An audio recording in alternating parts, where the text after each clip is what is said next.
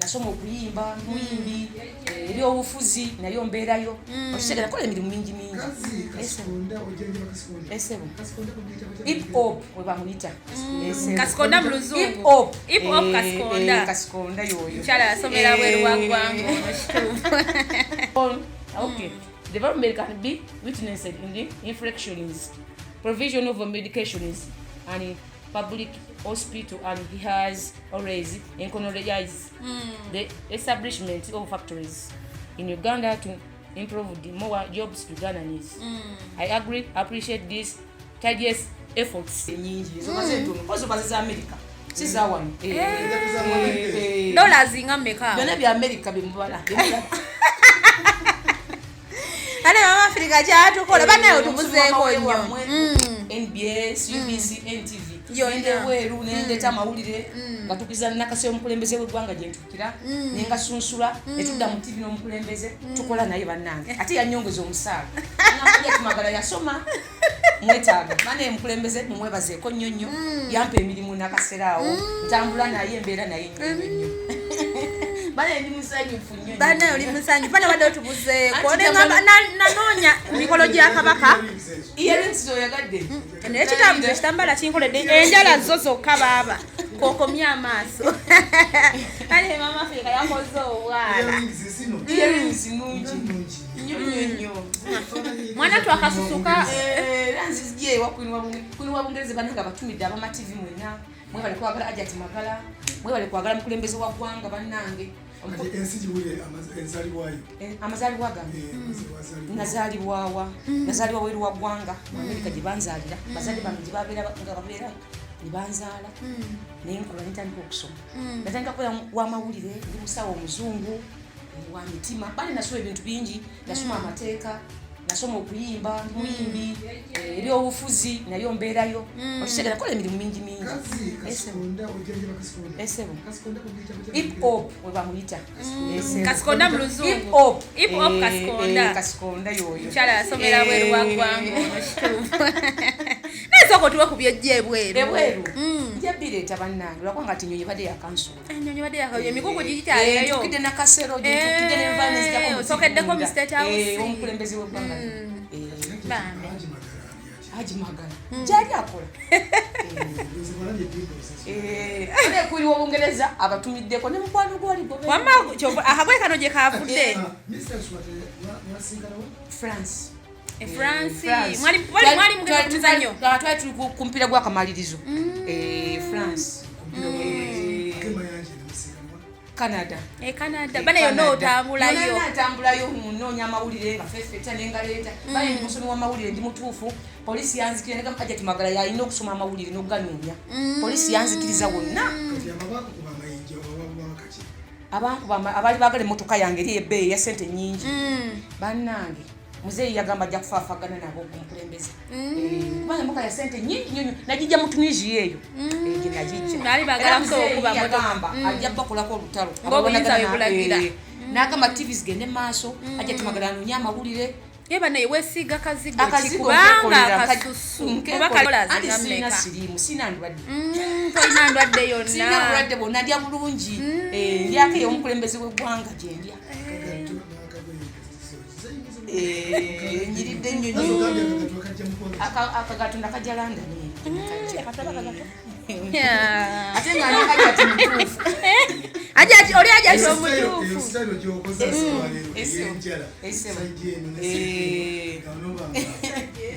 saidi eri yakwe wonna bane oyo mama Afrika enyonyi yakamusuula kati gera maaso okay good evening ladies and gentlemen akabiri ko yakakoleddewa okay ati nze ndi w'amawulire ne kagasoma kasoma amawulire nga bwe bankakasa polisi nenkakasa nsome amawulire mu ggwanga eweerulwamu ne muzeeyi nangamba ntambule nnyo naye nsome amawulire kati neze mawulire already nzija nga bana ndio mazo gasunsula ngaleeta Okay, guys. Okay. Good evening, ladies and gentlemen. My name is Ajat Afswa Magala, Mama Africa. East Africa #1 social media personality. I'm going to talk about the points. I'm the one who's supposed to mention those points. My first point is the problem of imprisonment, which is affecting Ugandans in different statuses, is a result of war between Ukraine and Russia. Encourages Uganda to work harder than they is so as to be able to satisfy the demands. Mama Africa, let me first ask you something. Are you talking about the Uganda's economy or? No. There's a time I bring out my long-time friend, they finish up. Okay. I bring out His Excellency there. Then you finish up. Now you are continuing. No, I'm continuing. Okay. Since President Yoweri Kaguta Museveni took over their power, it has been developing every day. Good governance education systems has gradually improved the levels of intelligence, has reduced most people have where to work hard. Njagala onyonyola omuntu ategere akutegeera ategere kikyotegeeza. Ennyabo. Ati kati olaba abamawulire. Oba osoma obuzungu ng'ogajjibwe todda mu Buganda. Ategeera. Babeera babitegeera babeerayo abasirikale abo mu bukulembeze babitegeera. Since Yoweri Kaguta Museveni took over their power, has been developing every day. Due to this Ugandan governance, the education systems has gradually improved the levels of intelligence, has reduced most people have where to work and hard living. Okay. Secondly, development can be witnessed in inflections. Inflections meaning? I don't like to mention the meanings. The meaning.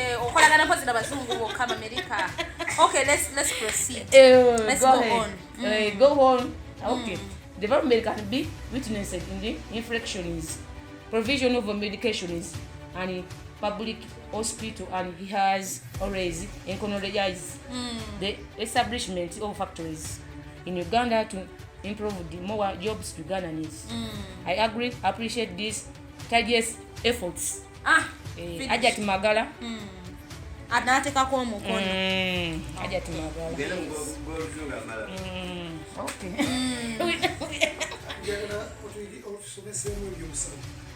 By the way, okay, if I finish up this, after you teach us, yes. Okay. The president of Uganda instructed good roads, improve the education systems. Yes. Encourage investors to establish manufacturers in Uganda so that Uganda get employed and development the nation. We question all street vendors to vacate all the streets and locate for proper positionings in markets like Nakawa and Yiino. We question every day to vote for President Yoweri Kaguta. Once again, he get considered in the coming elections. Yes. I also appreciate the president of these efforts to curb down COVID-19. Yes. But you have talked about COVID-19. I'm going to talk again. Mr. President, Mr. President, I promise to pay my tax in royalty since you advised me to do so. Thank you, so. Mr. President, I wish you to advise you that you should contest again as the next president of Uganda. Yes. Because you possess a good leadership, skills, and improve to mobilize people to vote for you. I appreciate the president of Uganda loving and listen to my advice. Thank you so much, and I promise to work harder. Mr. President, I have been told that you always look for on the when you not see me, I'm always abroad. Television, but when in Uganda, I stay in Munyonyo. You stay in Munyonyo when you're in Uganda? Yeah, I'm staying. We have a youth association group where we discover matter pertaining nation and expecting that can develop or improve on our status. Anyone can still be sure to face the some things. My choices from abroad have a lot of be more skilled. Yes. Most time when I am abroad, I emphasize the goodness of the current president. I encourage people to continue supporting His Excellency Yoweri Kaguta Museveni. Yes. I welcome back the president of Uganda from long long trip in different countries where we went to attend the conferences. You went together, We went together. I extend my apology to people of Nakaso for having failed to turn up on their elections day. I was out of the country on that particular day. Oh. I wish to submit in my excuse to the resident of Nakaso for failing to turn up and cast my vote on the election day. I was out of the country on that particular day. In a nutshell, I call upon all Ugandans to give the president another thing in office. Okay. I am always Mama Africa media personality. Yes, that is Mama Africa. Mama Africa. Mama Africa is not easy. Yes. I support Enyari. Yes. I support Enyari. Yes, I see the yellow. Okay. I dress the yellow. Okay. We We come to to power in 1986, and since we came to power in 1986, since we has been tremendous development. There is an improvement in the education sectors, health sectors, and security in the all nations. We have constructed roads and millennium communications and freedom of the speech. Thank you being a good president for this country. Oh. I support His Excellency. Yes. I polite request for the president I have to help me produce my music. I will be great. Hey, you also sing. You have music. I have this one.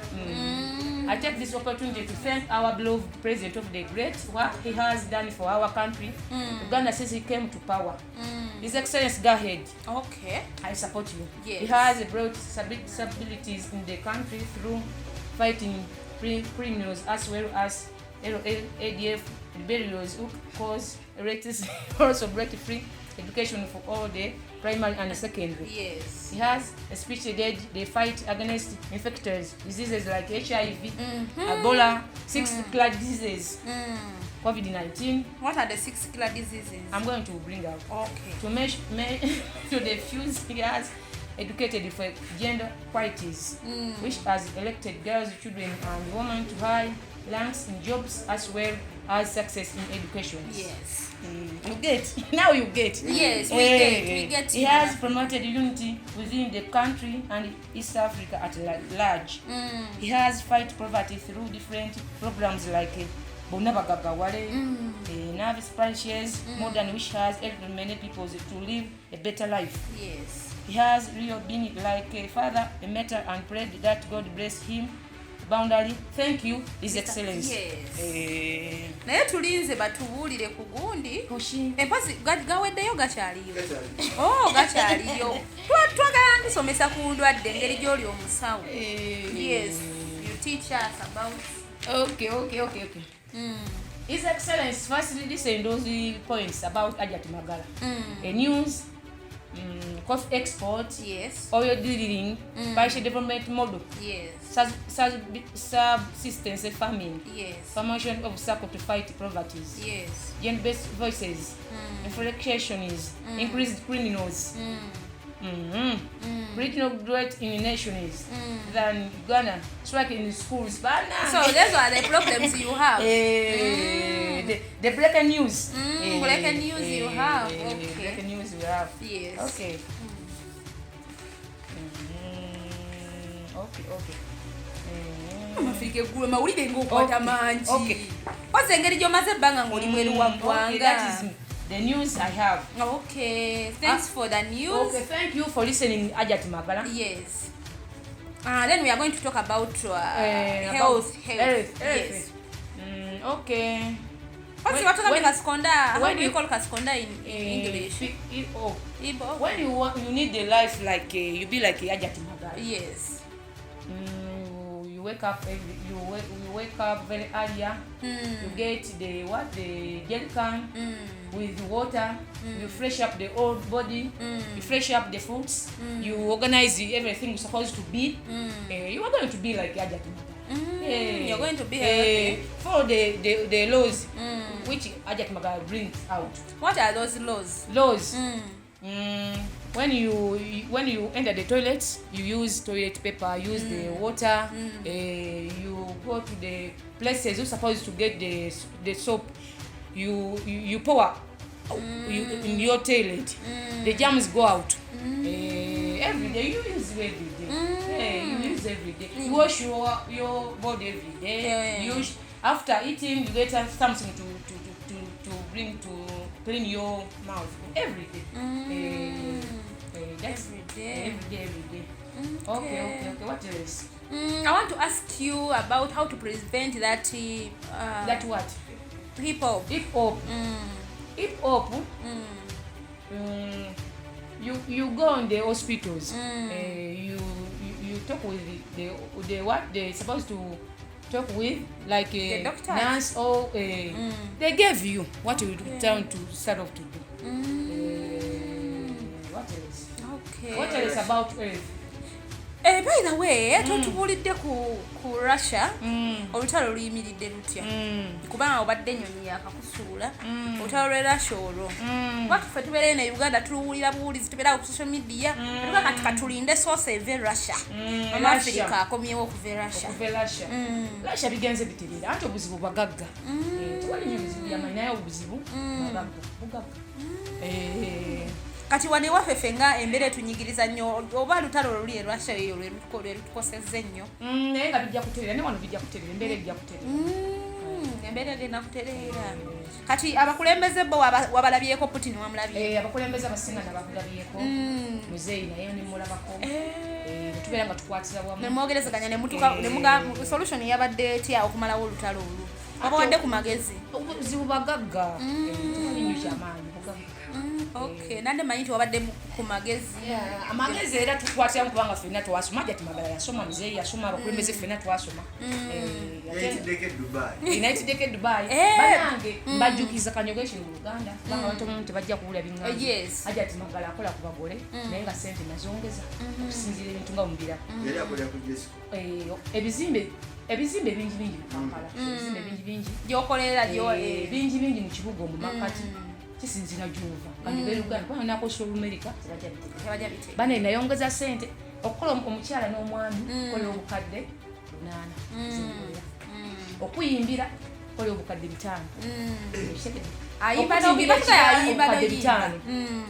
Nimchala mugagga nnyo. Olimchala mugagga nyera mwana ajira mu Kampala emotoka ogira byenzikide. Birabye neto giraga nnyo bantu bali bagali. Bagala jikuba mayinja. Nenga banange.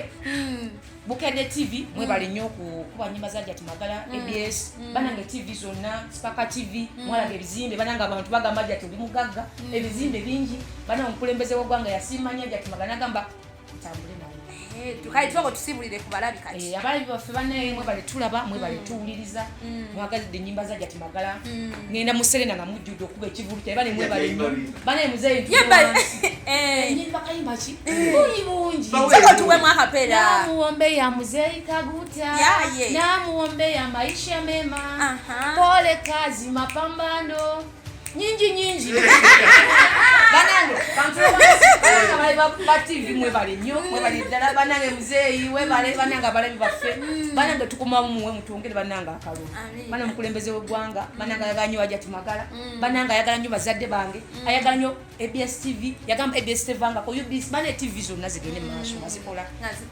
banange Ajati muzeeyi yagamba nti banange Jati Magala kubenye nyimba ze bana TV zigende maaso bananga Jati Magala yasoma musawo muzungu enakase omunda bangendayo era abanyonyo denti Kasikonda bamita Hipop bananga sina bya nema ne sende kati nina nyingi nenga UBC eyo TV ya gwanga mwesingo sunsulira mawulira baba kubyewe nva bweru munyonyi nzije nabo enyonyi ensula nakase tusunsula mawulire mzee yabera mu TV nange emberamu bayi tuli bamanyi nnyo atenga jukira ABS ono waka ABS waka ne mama Africa era shaba togenze kusala ko buchazo badogenze kakanya ku lutalo Russia tirogendayo ku bya mawulire ndi wa mawulire mchara wa manyi ate ngina singo live ku lutalo lina TV nekiri ku mikutu wako oba popular ko badengo tuwereza byonna bituufu bane na biterezeze ebyo na badenga tuwereza live ku veri Russia byonna bane bituufu ebiri ku TV zabitekako teka mawulire tambula ne muzeeyi TV zonna zikirizibwa UBS NTV bana zonna nsasula sente zifuna ndi bulungi bannange nebaza bazadde bange nebaza bakulembeze abamawanga kubanga buli gwanga gye ngenda obeera omukulembeze bana nina sente nakapapula ke sente aka ngoyiza okugula mapeera wano nga 30 siri mugagga ndi mukazi mugagga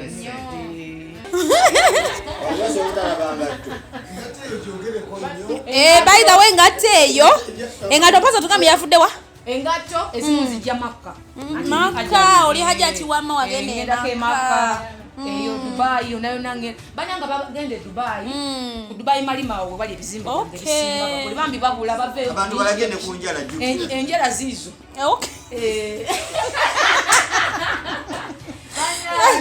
yachikuba hajati magala yachikuba omusono yeka yagulina ngoba ne bipya byoka ebweru zeze nyala ze bakola ebweru bane bade ombuza kubyobulamu nti ngole kuba muntu soko okusinga nadde njagala nnyo kwagala wano Kasikonda wano angeri gye twakitagadde mu luzungu ne bamuyita hipop kati manya omunyonyoleko nnyo bananga abantu mugere bayonjo bambi munabe nnyo mu ngalo mu mask mu naye nga kyekireta hipop oyo hipop bananga bamu babeerayo babonaabona embeera okusinga embeera endya bali abibasanga okitegedde abagala jati magala bana ogenda ku bizimbe byange waliwo bananga olugambo lwayo saasaanira ku TV okwo tejati magala ebizimbe byange ebyenaalya simanya ebyekitebi simanya ate biki bana ebizimbe bikyali byange ebizimbe byonna byange ekitebi naalya buli wamba n'ebizimbe byange byonna bene ebizimbe bituufu byajati magala nimukazi mugagga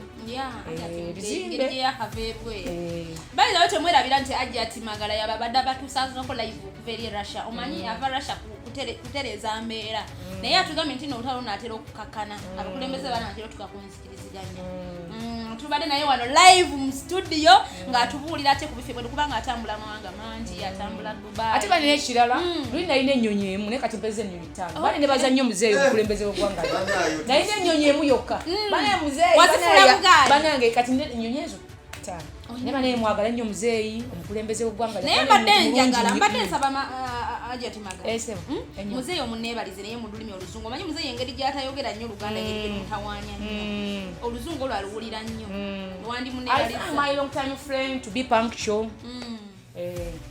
everything I support Enyale I support Enyale thank you so much my long time friend whatever you say or whatever you do that is Ajat Magala social media member social media personality bye have a nice day have a great day thank you Ajat let's go together